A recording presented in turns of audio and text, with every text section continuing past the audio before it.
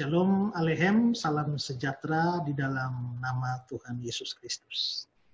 Saudara-saudara, beberapa waktu yang lalu saya menonton salah satu video dari seorang ustadz namanya Ustadz Firanda, di mana dia menyerang Injil atau kitab suci Kristen secara khusus masalah silsilah Tuhan Yesus Kristus yang ditulis di dalam Injil Matius maupun juga Injil Lukas. Dia menganggap bahwa ada masalah di dalam silsilah-silsilah itu karena ada perbedaan jumlah bapa atau jumlah orang di dalam kedua silsilah itu dari Yesus sampai Daud, di mana dalam silsilah versi Matius itu ada 32 bapa.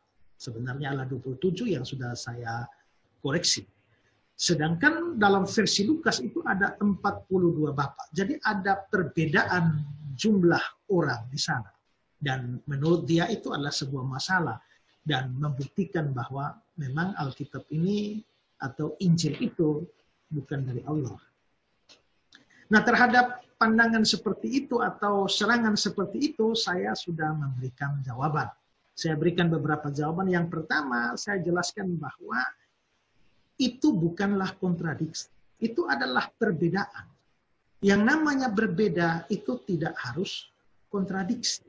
Nah, kalau definisi kontradiksi seperti itu, maka perbedaan catatan itu tidak harus berarti kontradiksi. Itu adalah sebuah perbedaan yang bisa diharmoniskan atau bisa diberikan penjelasannya. Itu hal pertama yang saya jawab. Hal kedua, soal perbedaan jumlah orang atau jumlah bapak, saya menunjukkan bahwa hal itu wajar karena memang Matius mempunyai cara penulisan di mana dia tidak mengikuti setiap generasi itu secara kronologis, tapi dia melakukan loncatan-loncatan. Ada nama orang-orang tertentu yang dia buang, dia loncat saja pada generasi 2 atau 3 generasi setelah itu, tanpa menyebut generasi yang persis di bawahnya. Dan dengan cara seperti itu ya jelas bahwa memang jumlah orang di dalam silsilah Matius itu memang lebih sedikit dibandingkan dengan yang ada di dalam Lukas. Lalu yang ketiga yang saya sudah jelaskan adalah bahwa Matius membuat silsilah Yesus Kristus itu dari garis ayahnya, yaitu Yusuf. Sedangkan Lukas membuat silsilah Yesus Kristus dari jalur ibunya, yakni Maria. Saya juga sudah berikan alasan-alasan atau dasar-dasar untuk menunjukkan bahwa memang Matius itu mengambil silsilah dari garis ayah, yaitu Yusuf, dan Lukas dari garis ibu, yaitu Maria. Maka memang wajar dua silsilah yang berbeda, satu dari jalur bapak, satu dari jalur mama, ya tidak harus sama. Tetapi ada masalah memang, seperti juga sudah saya ungkapkan. Masalahnya adalah jikalau Lukas itu mencatat silsilah Yesus dari garis Maria, mengapa nama Lukas bisa masuk di sana? Lukas pasal yang ketiga ayat 23, di mana dikatakan bahwa Yusuf anak Eli. Nah, saya lalu memberikan penjelasan bahwa sebenarnya itu memang silsilah Maria, jadi harusnya Maria anak Eli. Tapi karena tradisi atau budaya Yahudi di mana perempuan itu tidak bisa masuk di dalam daftar silsilah secara resmi, maka nama Maria di sana itu dikeluarkan. Sebagai gantinya, Lukas memasukkan nama Yusuf yang sebenarnya bukan anak kandung dari Eli, tetapi adalah menantu dari Eli. Nah, tidak aneh juga karena dalam kebiasaan Yahudi itu seorang menantu itu bisa dipanggil sebagai anak oleh mertuanya. Contoh yang sudah saya berikan adalah Naomi itu memanggil dua menantunya yakni Ruth dan Orpa dengan sebutan anak-anakku. Jadi adalah sesuatu yang tidak aneh kalau Lukas memasukkan nama Yusuf untuk mengganti posisi Maria. Nah, itulah yang sudah saya jelaskan. Nah, setelah video saya itu sudah dipublikasikan, beberapa saat kemudian ada tanggapan balik dari Ustadz Firanda dalam video yang juga sudah saya lihat. Nah, untuk itu saya juga mau berterima kasih kepada Ustadz Firanda untuk responnya atau tanggapannya. Dan mohon maaf juga bahwa saya tidak terlalu cepat untuk bisa membalasnya karena berbagai macam kesibukan dan pelayanan. Nah, karena itu pada kesempatan ini saya mau menjawab apa yang ditanyakan atau dipersoalkan oleh Ustadz Firanda.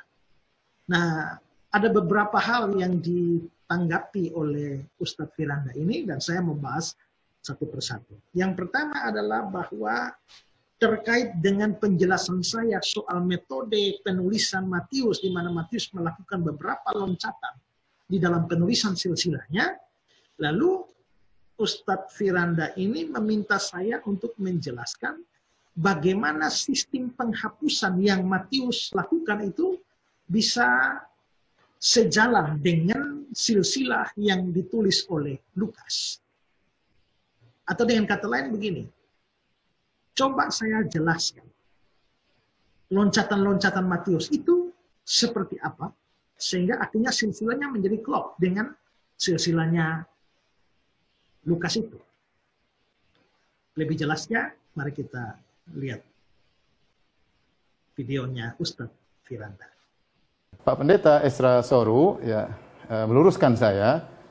Beliau mengatakan bahwasanya sesungguhnya apa yang ditulis oleh Matius dan Lukas tidak kontradiktif, memang berbeda, tapi sebenarnya tidak kontradiktif.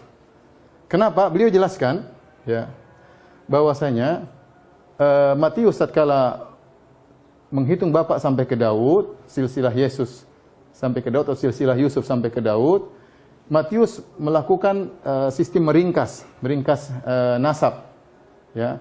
Kemudian Pak Pendeta berdalil dengan kenyataan yang terjadi antara perbandingan Injil Matius dengan dalam kitab Raja-Raja, di mana Matius menyebutkan Uzia, ya, anaknya Yoram, ya, sebagaimana dalam Matius 1 ayat 8. Ternyata disebutkan dalam kitab-kitab yang lainnya, ternyata antara Uzia sampai Yoram itu ada 3 bapak yang lain, ya, yaitu Yoram punya anak namanya Ahazia, sebenarnya dalam 2 Raja-Raja 8, 24-25. Kemudian Ahazia punya anak namanya Yoas.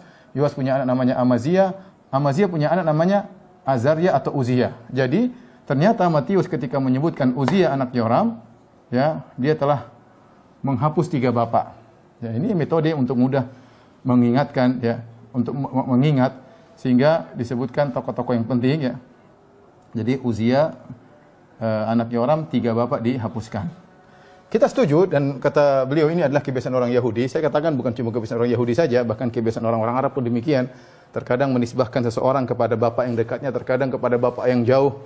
Dan itu kebiasaan dalam nasab-nasab Arab hingga sekarang. Dan itu tidak jadi masalah. Taib. Sehingga beliau mencontohkan ini. Namun yang menjadi perhatian saya, ya, bisakah kita menerapkan hal ini kepada Injil Matius dan Injil Lukas? Ya. Saya ingin Pak Pendeta menjelaskan bagaimana teknik Matius dalam meringkas. Seperti ini kan jelas. Ahazia, Yoas, Amazia dihapus, hanya Uzia dan Yoram. Ya. Dihapus tinggal Uzia bin Yoram. Baik, seperti di sini Uzia, Yoram. Nah, berarti kata Pak Pendeta 42 ini sama dengan 27. Hanya saja 42 ini sebagian dihapus-hapus sehingga kesimpulannya menjadi 27. Nah, coba Pak Pendeta tolong terapkan, ya. Apa yang Pak Pendeta terapkan pada Uzia bin Yoram dengan menghapus 3 bapaknya, coba terapkan di sini. Tunjukkan mana yang dihapus, 42, mana saja yang dihapus, ya. Mana saja yang dihapus-hapus, nanti kesimpulannya sama dengan 27. Ini saya ajak Pak Pendeta untuk bisa menunjukkan sistem penghapusan tersebut. Dan saya rasa itu mustahil. Mustahil Pak Pendeta bisa lakukan. Kenapa? Karena nama-namanya beda-beda semua. Gak ada nama-nama yang sama. Gak ada nama yang sama. Pertama-tama harus dipahami bahwa sewaktu saya menjelaskan bahwa penulisan silsilah oleh Matius itu, dia melakukan beberapa loncatan atau penghapusan terhadap beberapa nama, itu bukan dengan maksud untuk menjelaskan atau menyelesaikan perbedaan-perbedaan nama yang terdapat dalam silsilah versi Matius dan versi Lukas. Tidak. Saya menjelaskan cara Matius seperti itu untuk menjelaskan mengapa sampai terjadi perbedaan jumlah bapa di dalam silsilah versi Matius dan versi Lukas. Maksudnya adalah kalau yang satu melakukan loncatan-loncatan seperti itu, maka adalah wajar kalau ternyata jumlah bapa atau jumlah orang di dalam silsilah itu berbeda.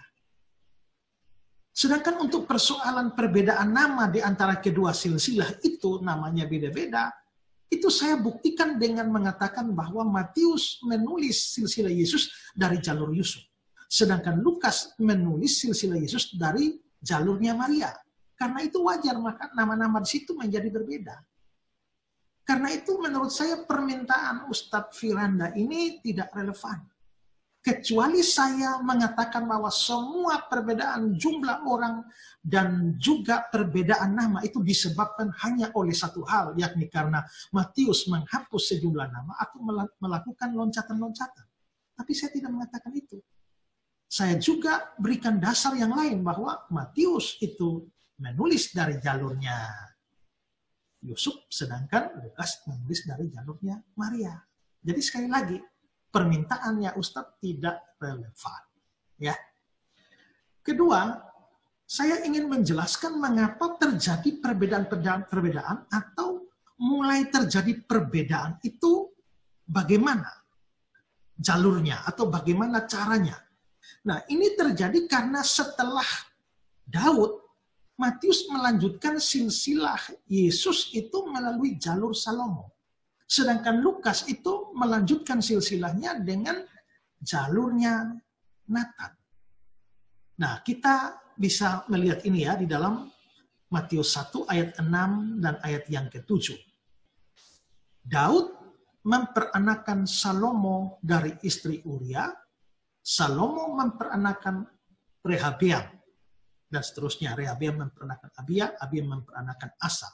Perhatikan di sini bahwa Daud memperanakan Salomo, Salomo memperanakan Rehabeam. Berarti Matius ini menulis silsilahnya setelah Daud. Dia lanjutkan melalui jalur Salomo. Sedangkan untuk Lukas, kita melihat di dalam Lukas pasal 3 ayat 31. Anak Melea, anak Mina, anak Matata, anak Nathan, anak Daud. Berarti setelah Daud, Lukas melanjutkan silsilahnya melalui jalur Nathan kalau kita hitung dari atas. Ya. Matius itu melalui anak Daud yakni Salomo, sedangkan Lukas itu melalui anak Daud yakni Nathan. Nah, siapa Nathan ini? Nathan juga anaknya Daud. Kalau kita melihat di dalam 2 Samuel 5 ayat 13-14. Daud mengambil lagi beberapa gundik dan istri dari Yerusalem. Setelah ia datang dari Hebron, dan bagi Daud masih lahir lagi anak-anak lelaki dan anak perempuan. Inilah nama anak-anak yang lahir bagi dia di Yerusalem, Syamuel, Sobab, Nathan, Salomo. Berarti kita bisa lihat bahwa Nathan dan Salomo ini sama-sama adalah anak Daud. Nah, waktu Matius mencatat silsilah Yesus setelah Daud, dia lewat Salomo. Tapi Lukas itu setelah Daud, dia lewat Nathan. Maka di situ terjadi perpisahan jalurnya. Karena sudah berpisah jalurnya, satu lewat Salomo, satu lewat Nathan, ya wajarlah kalau sampai setelah itu namanya beda-beda. Kalau kita melihat dalam gambar ini ya. Nah, perhatikan dari David atau Daud itu lalu Matius ambil yang Salomo terus ke bawah sampai Yusuf. Sedangkan Lukas itu ambil dari Nathan terus sampai ke Maria yang nanti posisinya diganti oleh Yusuf itu. Jadi terlihat di sini bahwa memang perbedaan nama-nama itu disebabkan karena perpisahan ini. Lah mengapa Matius mengambil Salomo, lalu Lukas mengambil Nathan? Ya karena memang Yusuf itu kalau ditelusuri ke atas memang dia silsilah, dia keturunan Daud dari jalur Salomo. Sedangkan Maria itu adalah keturunan Daud dari jalur Nathan. Jadi memang harus terjadi perpisahan di situ, dan karena itulah nama-nama menjadi berbeda. Begitu aja. Kemudian bantahan yang berikutnya, lihat ujungnya. Ujungnya untuk Lukas, Nathan bin Daud. Daud ini punya anak dari istrinya, ya.